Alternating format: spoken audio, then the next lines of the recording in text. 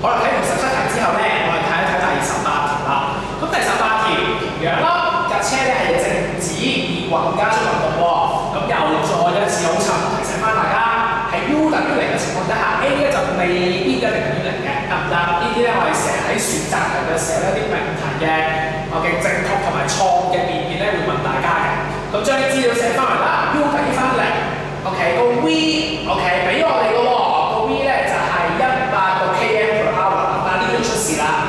嗱，點解我話呢個熒光筆架俾佢咧？咁原因係因為呢一個就不是國際標準單位嚟嘅，係注意翻我哋公式嘅推導嘅時候咧，如果要對單位嘅話咧，我哋唔可以用 km/h， 得唔得？我哋對翻個單位嘅話咧，個單位一定係 meter/second 嘅。咁所以我哋跟住做嘅就係將100 km/h 咧轉單位啦，得唔得？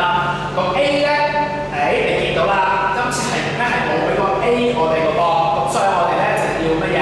我哋要求啦 ，OK 要求，因為我講過啦 ，U 同埋 A 咧係必須要知道嘅。S 冇俾我哋，不過亦都係唔需要我哋求呢個㗎，得唔得 ？S 咧我打交叉俾佢啦 ，T 咧就俾翻4秒鐘 ，OK。嗱，諗一諗先，假設呢個 V 咧我而家會教大家點樣去計，咁咧答案咧就27.78個 meter/second 啦，俾翻個正數佢，因為我切咗向右做正，而家車咧就係向右移動緊嘅，咁我寫翻個正嚟提醒翻自己 ，OK 有一個正負方向嘅考慮喎，得唔得？好啦，咁睇翻嚟先，100個 km/h 啦，咁我要將個 km 即係公里轉翻做米啦，咁所以咧就要將100乘翻1000啦，即係將公里化翻做米，得唔得 ？per hour 喎，得唔得？咁當然1小時60分鐘，60分鐘60秒啦，但因為 per hour 嘅關係，即係話呢個 hour 小時咧就係放喺分母嗰度嘅，咁所以就1個小時乘翻60分鐘乘翻60秒，你就會計算到就27.78個 meter/second 啦，得唔得？好，然之後用呢條公式點樣可以避開個 S 咧？就係 V 等於翻 U 加 AT 啦 ，OK？ 咁 V 就等於翻27.78啦，等於翻0，再加多 A 乘翻4喎，得唔得 ？OK？ 咁所以 A 咧就等於翻6.94個 meter/second² 啦，或者係加翻個正字提醒翻自己有一個正負方向嘅考慮嘅。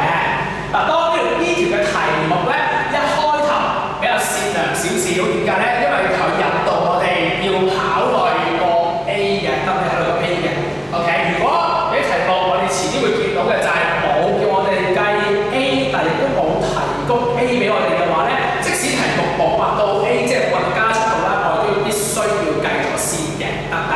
咁但係呢個題目就慢慢引導我哋得出啲唔同嘅理論資料啦。好，到 B 嗰部分要計算翻汽車嘅位移 ，OK？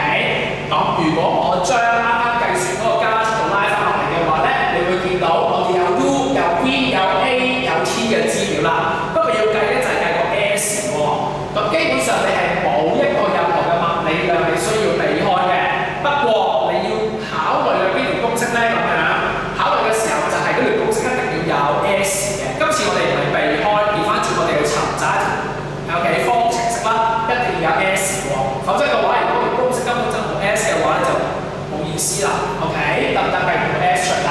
咁兩條公式，第一個就 V 係2000等於翻 U 嘅2000加 2AS 啦，第二條就 S 係 T 加2分1 AT 嘅2次方。咁但係你會見到由於用呢條公式咧，個 S 咧亦寫成為主項啦，比較方便我哋做運算，所以我哋選擇咗呢條公式啦。S 等於0再加2分1乘翻6.94，就係加速度啦，乘翻時間 ，OK，T OK 2次方，記住我哋2次方喺度嘅喎。